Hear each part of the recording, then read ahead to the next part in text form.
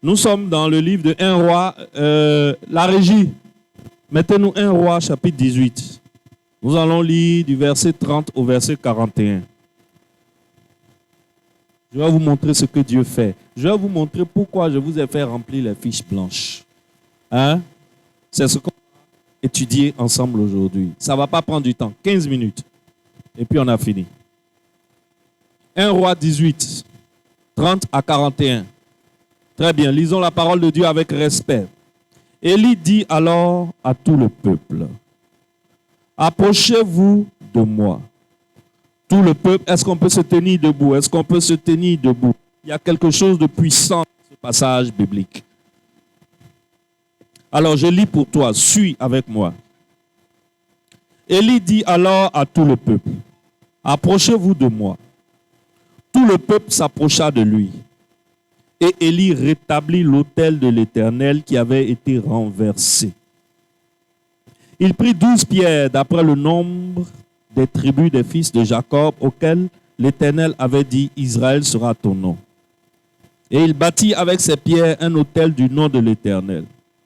Il fit autour de l'autel un fossé de la capacité de 2 mesures de sémence. Il arrangea le bois, coupa le taureau par morceaux et le plaça sur le bois. Puis il dit, remplissez d'eau 4 cruches et versez-les sur l'holocauste et sur le bois. Il dit, faites-le une seconde fois. Et il le fit une seconde fois. Il dit, faites-le une troisième fois. Et il le fit une troisième fois. L'eau coula autour de l'autel et l'on remplit aussi d'eau le fossé. Au moment de la présentation de l'offrande, Élie le prophète s'avança et dit, Éternel, Dieu d'Abraham, d'Isaac et d'Israël, que l'on sache aujourd'hui que tu es Dieu en Israël, que je suis ton serviteur et que j'ai fait toutes ces choses par ta parole. Réponds-moi, Éternel, réponds-moi, afin que ce peuple reconnaisse que c'est toi, Éternel, qui es Dieu. C'est toi qui ramènes leur cœur. Et le feu de l'Éternel tomba et il consuma l'holocauste, le bois, les pierres et la terre, et il absorba l'eau qui était dans le fossé. Quand tout le peuple vit cela, ils tombèrent sur leur visage et dirent, c'est l'Éternel qui est Dieu, c'est l'Éternel qui est Dieu. Saisissez les prophètes de Baal, leur dit Élie, qu'aucun d'eux n'échappe. Et il les saisit. Élie les fit descendre au torrent de Kishon où il les égorgea.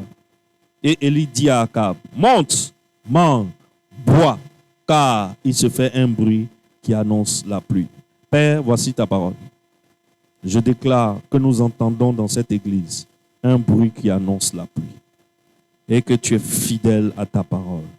Éternel Dieu, Père de notre Seigneur Jésus-Christ, sur l'autel que tu as bâti dans cette église, nous te rendons grâce pour toutes ces choses que tu fais et nous nous attendons puissamment à toi pour les heures à venir, dans le nom de Jésus. Amen. Tu peux t'asseoir. Dans ce passage, il se passe quelque chose d'inhabituel, n'est-ce pas? Qu'est-ce qui se passe? Qu'est-ce qui est inhabituel dans ce passage que tu as remarqué? C'est que pour préparer un autel, pour faire un sacrifice, le prophète voulait faire un sacrifice. Pourquoi le prophète voulait faire un sacrifice? Ça faisait 3 ans et demi qu'il n'y avait plus de pluie dans le pays. Donc, il n'y avait pas mangé. 3 ans et demi, on n'a pas planté. On va manger quoi? Les animaux sont presque tous morts. On va manger quelle viande? Il y avait la famine dans le pays, une famine terrible. Comme aujourd'hui, il y a une famine incroyable dans nos portefeuilles et dans nos comptes en banque. Et le roi demande au prophète, mais Dieu, fais quelque chose. Ce qui se passe n'est pas normal. Et c'est la même chose que vous me dites, parce que j'entends toutes les rumeurs qui reviennent vers moi. J'entends beaucoup d'entre vous dire, le pasteur est là tous les dimanches, évangile, évangile, évangile. Mais quand est-ce qu'il va lever nos blocages? Quand est-ce qu'il va enlever nos limitations? J'entends. Je viens te dire qu'il n'y a aucun blocage et aucune limitation qu'on peut enlever en dehors de l'évangile. Si un prophète te promet un déblocage et une limitation, la levée d'une limitation en dehors de l'évangile, c'est un charlatan. C'est lui seul qui sait où il a pris son... Mais ce n'est pas le feu qui est tombé sur l'autel d'Élie. Ici, là, tant que Dieu me donne le souffle de vie et que je suis le berger de cette église, ici, tout ce qui va se passer comme miracle ne viendra que du feu de la croix. Rien que la croix, rien que la parole de Dieu. Je ne crois qu'en l'évangile. Je ne crois pas à un miracle en dehors de l'évangile. Je n'ai pas dit qu'il n'y en a pas, mais je ne veux pas. Est-ce que tu me suis bien?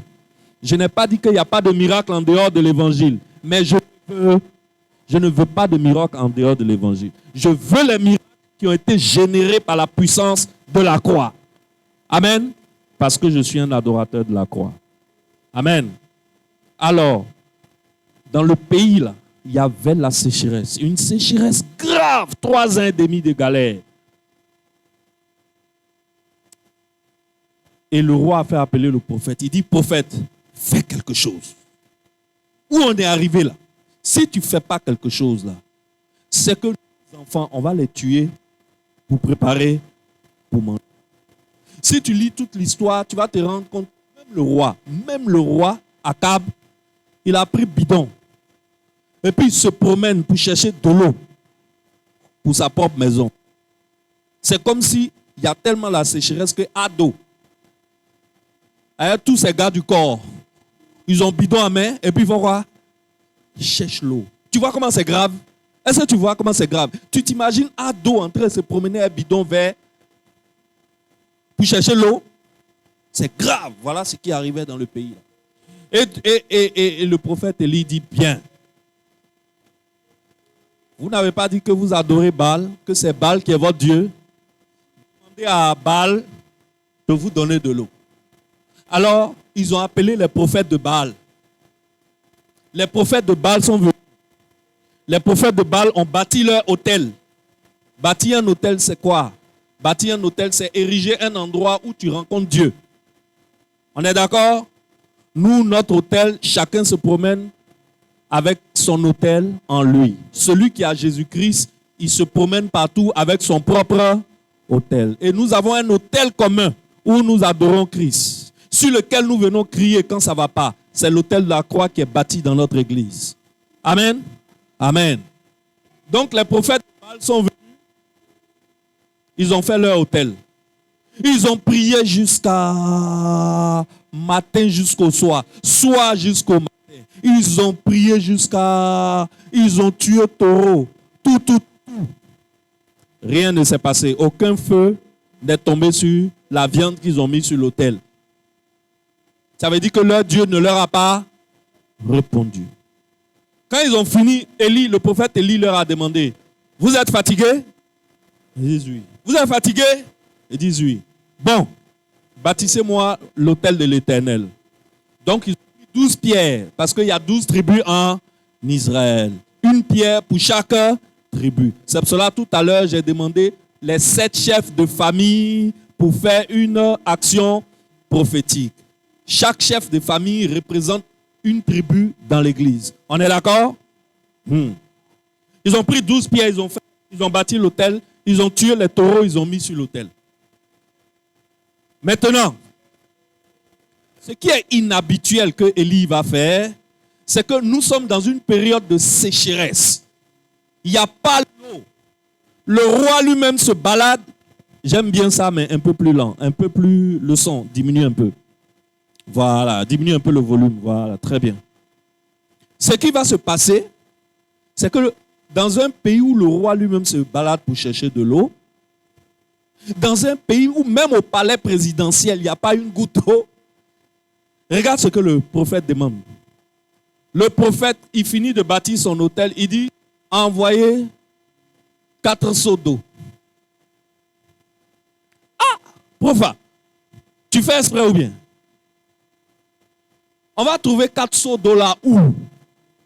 Envoyez 4 seaux d'eau. Les gens qui étaient jusqu'à, comme c'est une affaire de prophète, on sait que juste après ça, l'eau va venir.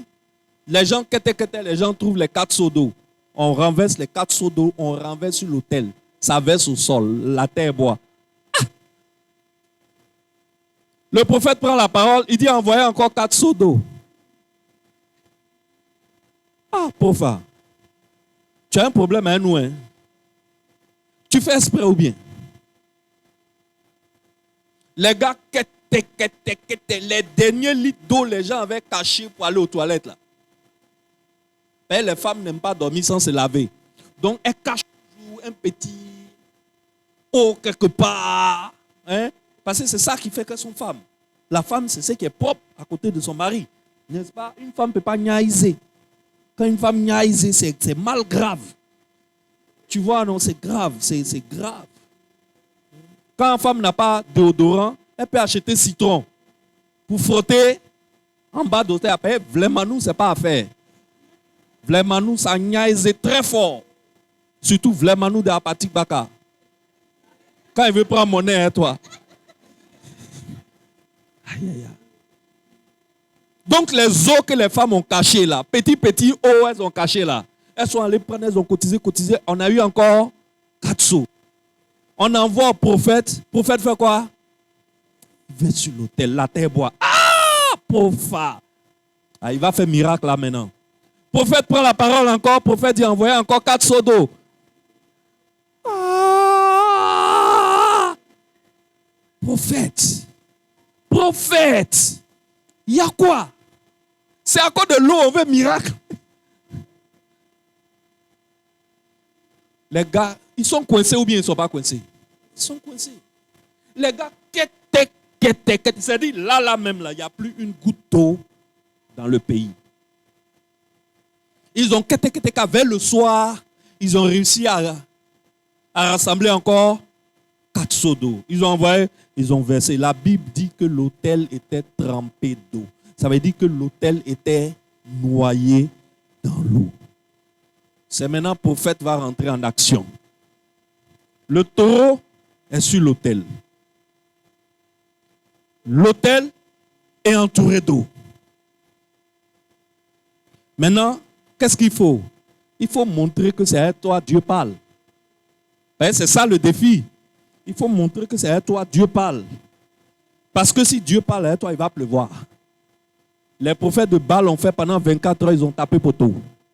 Maintenant, le prophète de l'Éternel, avant d'envoyer feu, lui mouille l'autel même. Tu sais, il envoie le contraire du feu, tellement pour te montrer qu'on n'est pas en train de rigoler. Alléluia. Amen. Et l'autel est trempé. Et Élie prend la parole. Il dit, Éternel, Dieu d'Isaac, Dieu d'Abraham, Dieu d'Israël, afin que ce peuple-là sache qu'il y a un Dieu au ciel et il y a un Dieu. Fais descendre ton feu. Alors le feu quitte le ciel. Va. L'autel qui est noyé là prend feu entièrement. Le taureau est consumé. Les briques sont consumées. Le feu boit l'eau. Le feu boit entièrement l'eau. Le prophète Élie dit, bon, entre moi et ceux-là, qui est faux prophète, qui est vrai prophète? Tout le peuple dit, les prophètes de Baal sont des faux prophètes. Élie dit, ramassez-les tous. Amenez-les au torrent de Kishon. Le torrent de Kishon, là, c'était une rivière, mais la rivière est sèche. Il n'y a plus l'eau qui coule dans la rivière. Aucune goutte d'eau dans la rivière. Élie les fait égorger au torrent de Kishon. Et il dit à Akab, roi, rentre chez toi. Commence à chanter, commence à danser. Parce qu'il y a le bruit de la pluie qui s'annonce. Alléluia. Je déclare, Tom Gloire, le bruit de la pluie s'annonce dans tes finances. Le bruit de la pluie s'annonce dans tes finances. Quand je dis la pluie, je suis en train de parler de centaines de milliards. Je ne suis pas en train de parler de tes 10 000, 30 000, 100 000, 200 000. Je suis en train de parler de dizaines de millions, de centaines de millions. Je suis en train de parler de milliards. Le bruit de la pluie s'annonce au temps de gloire. Dis-moi Amen. Oh, dis-moi Amen bien. Le bruit de la pluie s'annonce dans cette église. C'est pour ça que je t'ai demandé les papiers qui sont là. avec ces papiers, nous allons poser l'action comme le prophète Élie. Ces papiers vont brûler. N'est-ce pas? Mais si tu te rappelles bien, au début de la lecture, il y a quelque chose qui est très important et que les gens sautent. Dans la première ligne de la lecture, la Bible dit « Et Élie a rétabli l'autel de l'Éternel. » Il a rétabli l'autel de l'Éternel. C'est-à-dire, dans notre contexte aujourd'hui, rétablir l'autel de l'Éternel, c'est ramener tout le monde à Christ. Enlevez vos cœurs et vos espoirs sur toutes ces choses-là dans lesquelles vous croyez.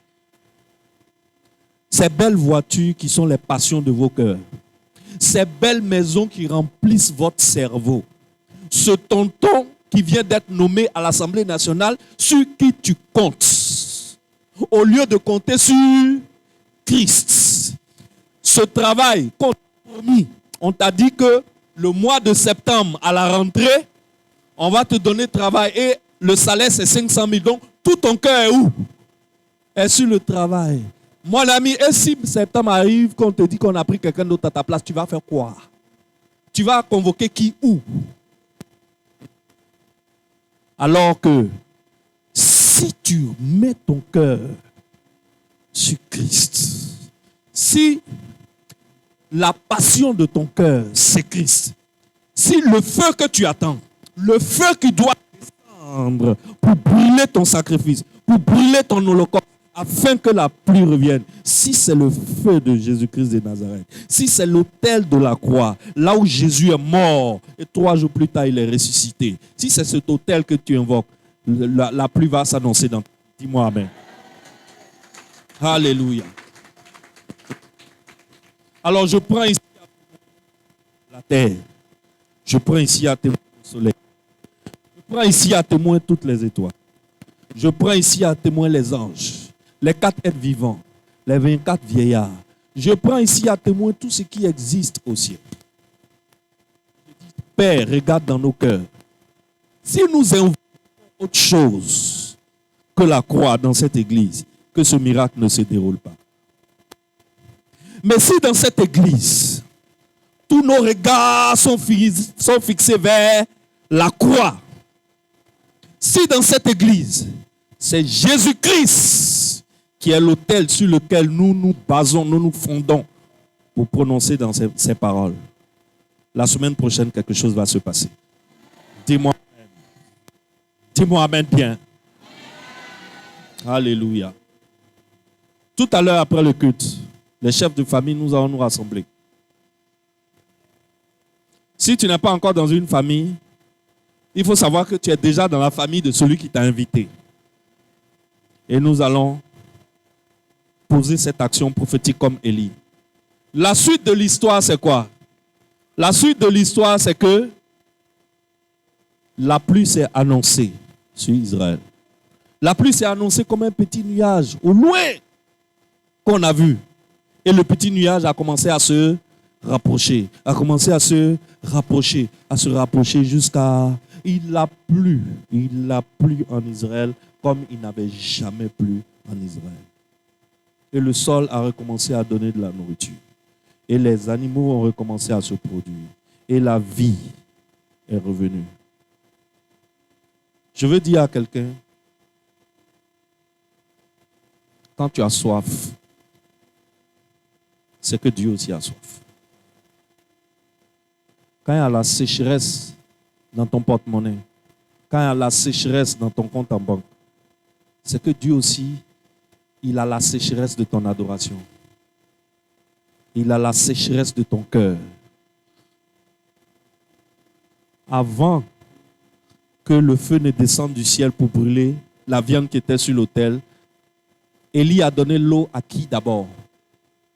En versant l'eau sur l'autel, à qui Élie a donné l'eau d'abord?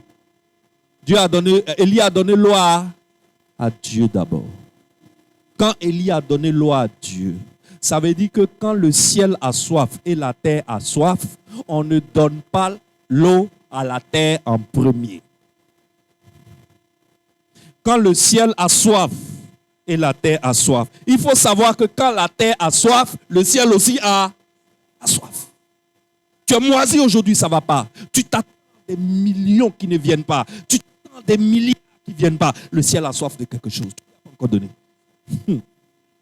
Bishop, tu ne lui as pas encore donné. Parce que si tu as donné au ciel ce qu'il s'attend, la pluie qui arrive là, c'est un déluge qui s'annonce. Alors avant que le déluge n'arrive dans ta vie, le déluge doit arriver sur l'autel. C'est ce que je t'ai fait faire ce matin. La promesse que tu as faite qui est ici, là, tu as noyé l'autel de Dieu. Dis-moi amen.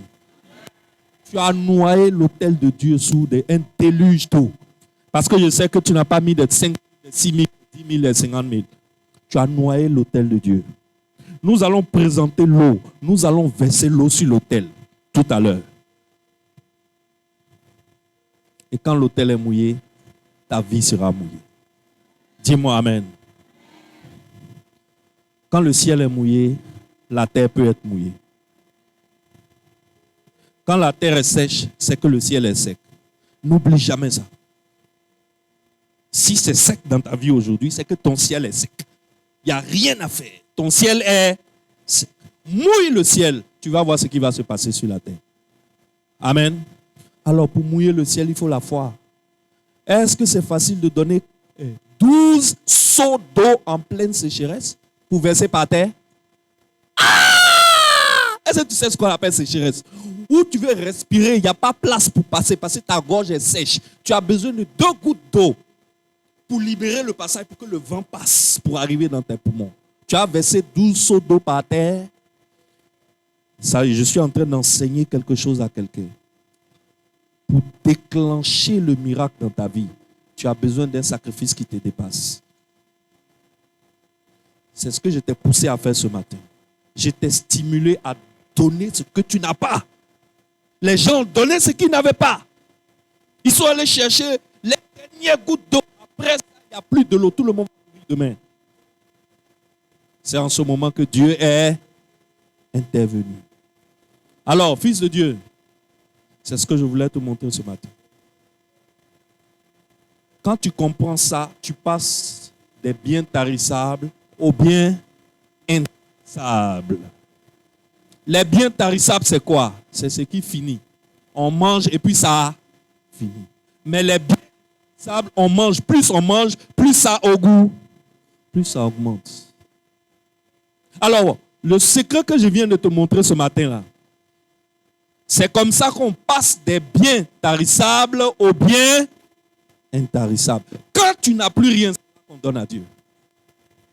On ne donne pas à Dieu, on a beaucoup. C'est ce que je viens de t'enseigner dans le livre de 1 roi. C'est ce que le prophète a enseigné au roi Akab. Le roi ne savait pas ça. Et c'est ce que le prophète est venu lui enseigner. C'est quand on n'a rien qu'on donne à Dieu. C'est le sacrifice qu'on fait quand on est moisi qui déclenche le ciel. Quand tu as plein d'argent et puis tu viens donner 10 millions à l'église, c'est le pasteur seul qui est content. Parce qu'au moins, dans 10 millions, là, si on fouille bien, va au moins 1 million. N'est-ce pas?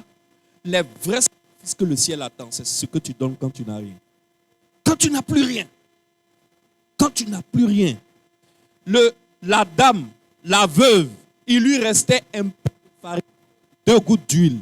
Elle allait faire galette. Elle et son fils mangent et ils attendent quoi? Le prophète dit, prends ça, fais galette, moi je vais manger. Vous mourrez de faim. La dame dit, prophète, pourquoi tu dis ça? Il dit, fais galette, je vais. Parce que le prophète sait que si le ciel est rassasié, la terre sera rassasiée. Mais la dame ne savait pas. Elle voulait manger son dernier bofloto et puis aller se coucher pour mourir. Quand elle a fait la galette, qu'elle a donnée au prophète, elle a attrapé, elle pleurait à son pour elle, c'est fini. Mais quand le prophète a mangé la galette, le prophète lui dit, Tanti, va chercher farine, tu as fait à manger pour toi et ton enfant. Elle dit, c'est fini. Il dit, j'ai dit, va. Elle s'en va voir son sa bouteille d'eau est remplie. La Bible dit que cette dame eut à manger jusqu'à la fin de la famine. Et puis, à la fin de la famine, quand le prophète l'a quitté un peu, son fils est tombé malade, il est mort. Le prophète est revenu. Le prophète a ressuscité son fils. Tout ça à cause de quoi? Une galette. Tout ça à cause de quoi? Une galette. Mais quelle galette? La dernière. La dernière, celle que quand tu donnes là, il n'y a plus rien. C'est ce que nous sommes venus faire ce matin. Nous tous, on est moisis ici. Actuellement, personne n'a l'argent. Personne n'a l'argent. C'est sec, c'est mou. C'est sécheresse financière. Mais je vous annonce la pluie. Je vous annonce la pluie. Quelque chose va se passer. Dans cette même église, on va venir et puis il n'y aura pas de place pour garer les voitures dehors. Dis-moi amen. Dans cette même église, les voisins du syndic, le syndic du quartier va venir me dire, pasteur, désormais, quand vous venez à garer vos voitures sur le terrain des Maracana là-bas, parce que quand vous venez au culte, on ne peut plus passer. Ils vont nous donner le terrain des Maracana. Dis-moi amen. Yes. Dans cette même église. Alors je déclare tous tes blocages levés maintenant dans le nom puissant de Jésus-Christ de Nazareth. Je déclare que toutes tes limitations au nom puissant de la croix sautent maintenant dans le nom puissant de Jésus. Je déclare que tu rentres dans une vitesse divine, extraordinaire et exponentielle dans le nom puissant de Jésus-Christ. Je déclare la pluie. Je déclare une pluie diluvienne dans ta vie. Ce matin, tu as noyé l'autel. Sache que Dieu noie ta vie sous l'abondance financière dans le nom puissant de Jésus. Amen. Acclame pour Dieu très fort. Alléluia. Alléluia. Tu vas voir ce qui va se passer.